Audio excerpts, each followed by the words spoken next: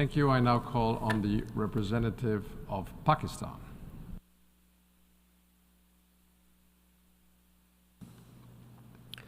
Mr. President, I am taking the floor to respond to the remarks delivered by the Minister for External Affairs of India earlier today. It is most ironic that India, which is committing the worst form of state terrorism in occupied Jammu and Kashmir, while also actively engaging in sponsoring terrorism abroad, is portraying itself as the victim. It is a familiar ploy of all occupiers and colonizers to paint legitimate struggles for freedom and liberation as terrorism.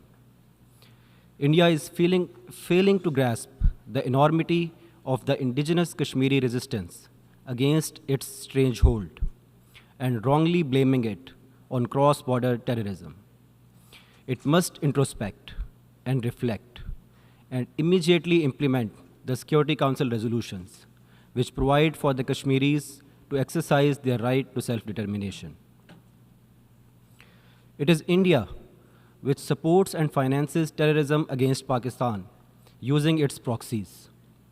Pakistan has provided irrefutable evidence to the UN Security Council of India's involvement in terrorist activities against my country. India's campaign to damage and destroy Pakistan's economy is no secret, including by impeding the China-Pakistan economic corridor.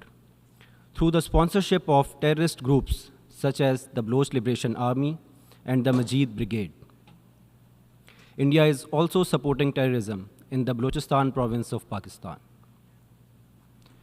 Mr. President, India's assassination campaign against its dissidents residing overseas has been exposed in Canada and the United States, while its leaders publicly boast of murdering their citizens abroad. It is India which seeks expansion of territory through unilateral measures to consolidate its occupation of Jammu and Kashmir in gross violation of international law and crass threats to cross the line of control to take over the liberated territory of Azad Jammu and Kashmir. India's military buildup in nuclear, conventional, new and destabilizing weapons are mainly deployed against Pakistan. India is pursuing highly dangerous war-fighting doctrines to engage in a conventional military confrontation with Pakistan under the nuclear overhang. This, despite the humiliation suffered by India during its last ill-advised military adventurism against Pakistan in February 2019, with 2 fighter jets lost and a captured pilot, who was released by Pakistan after Indian pleas. Mr. President, India's quest for regional hegemony is not limited to posturing against Pakistan only, but is also evident by its meddling in the internal affairs of Bangladesh, Sri Lanka, and Maldives. The hubris and the grandiose perception being harbored by India, coupled with its fast-growing aggressive military capabilities, are a clear and present danger for international and regional peace and security. India needs to be reined in before it's too late.